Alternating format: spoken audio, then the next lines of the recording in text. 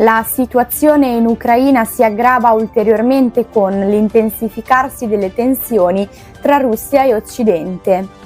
In un'intervista televisiva, il presidente russo Vladimir Putin ha avvertito che l'uso da parte dell'Ucraina di missili a lungo raggio forniti dall'Occidente rappresenterebbe una dichiarazione di guerra da parte dei paesi NATO. Mosca ha promesso di rispondere in modo adeguato, sollevando il rischio di un'escalation del conflitto. Nel frattempo, sul campo, un attacco russo contro un convoglio della Croce Rossa nella regione del Donetsk ha causato la morte di 3 operatori umanitari e il ferimento di altri 2. Il Comitato Internazionale della Croce Rossa ha condannato fermamente l'attacco, considerandolo un crimine di guerra, e ha chiesto il rispetto del diritto internazionale umanitario. In un'altra escalation, il presidente ucraino Vladimir Zelensky ha denunciato un attacco russo contro una nave cargo di grano nel Mar Nero, mentre gli Stati Uniti e il Regno Unito stanno valutando l'uso di missili a lungo raggio Storm Shadow da parte dell'Ucraina contro obiettivi in territorio russo. Questa mossa potrebbe aumentare il coinvolgimento occidentale e portare a una reazione imprevedibile da parte di Mosca. Contemporaneamente l'Iran ha convocato gli ambasciatori di alcuni paesi occidentali in risposta alle accuse di fornire missili balistici alla Russia per l'uso in Ucraina. Il ministro degli esteri britannico David Lammy ha ribadito il sostegno all'Ucraina annunciando nuovi aiuti militari e sottolineando la necessità di intensificare il supporto occidentale.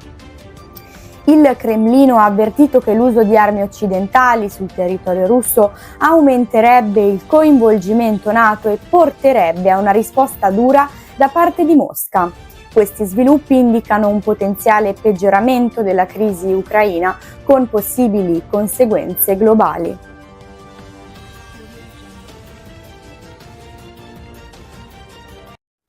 Ieri sera, intorno alle 23, un incendio devastante ha colpito un emporio di articoli cinesi in via Ermenegildo Cantoni a Milano, causando la morte di 3 giovani di nazionalità cinese, 2 fratelli di 17 e 19 anni e un 24enne.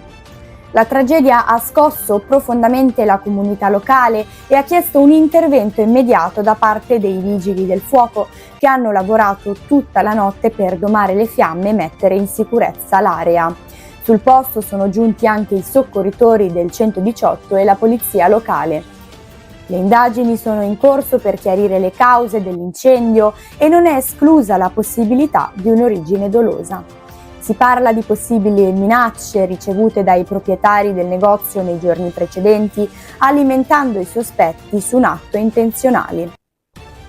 Le forze dell'ordine stanno esaminando la scena per ricostruire la dinamica esatta dell'accaduto, valutando tutte le piste, comprese le riprese delle telecamere di sorveglianza e le testimonianze dei residenti.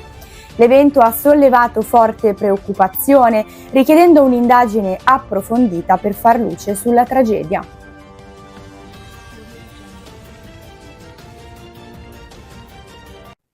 Questa mattina un grave incidente ferroviario ha avuto luogo a Milano, nei pressi dello scalo ferroviario di Greco Pirelli, causando feriti e disagi significativi alla circolazione ferroviaria.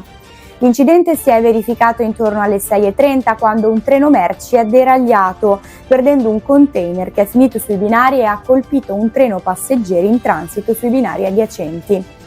Un macchinista di 24 anni ha riportato traumi al torace e alla schiena ed è stato ricoverato in codice giallo all'ospedale Niguarda. 5 passeggeri hanno riportato lievi contusioni e sono stati trasportati in vari ospedali in codice verde. L'incidente ha coinvolto 133 persone, delle quali 127 sono risultate illese. Sul luogo sono intervenuti numerosi mezzi di soccorso, tra cui ambulanze, mezzi di supporto logistico dell'AREU, i vigili del fuoco e le forze dell'ordine per gestire l'emergenza e mettere in sicurezza l'area. Le cause dell'incidente sono ancora in fase di accertamento, ma il deragliamento sembra essere avvenuto su un treno merci di una compagnia esterna al gruppo ferroviario dello Stato. A causa dell'incidente, la circolazione ferroviaria tra Milano e Torino ha subito rallentamenti significativi con i treni deviati su linee alternative e tempi di viaggio aumentati di circa un'ora. Percorsi alternativi sono stati predisposti per i passeggeri con alcuni treni deviati su altre stazioni e tratte modificate. Anche il traffico veicolare lungo Viale Fulvio Testi ha subito gravi rallentamenti creando disagi nella zona nord di Milano. Le autorità stanno lavorando per ripristinare la normalità il prima possibile.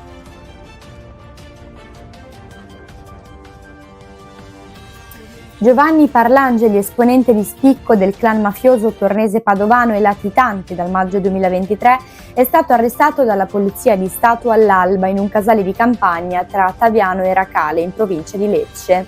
L'operazione, coordinata dalla Direzione Distrettuale Antimafia DDA di Lecce e supportata dal Servizio Centrale Operativo e dalla Direzione Centrale per i Servizi Antidroga, ha coinvolto le squadre speciali della Polizia di Lecce. Parlangeli, nato nel 1981 e già pregiudicato, era destinatario di un'ordinanza di custodia cautelare in carcere emessa dal Tribunale di Lecce su richiesta della DDA. Era accusato di associazione mafiosa come componente del clan tornese e di essere un collegamento con il clan padovano, entrambi operanti nei territori di Monteroni e Gallipoli.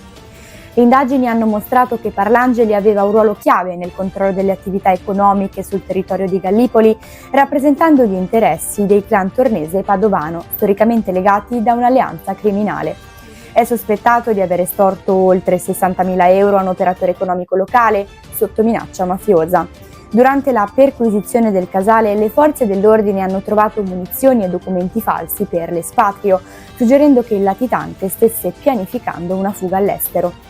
Il clan tornese, di cui Parlangeli era un leader, è radicato nella criminalità organizzata di Lecce. È una storica alleanza con il clan padovano, esercitando il controllo su attività economiche locali e coinvolgendosi in numerose azioni mafiose.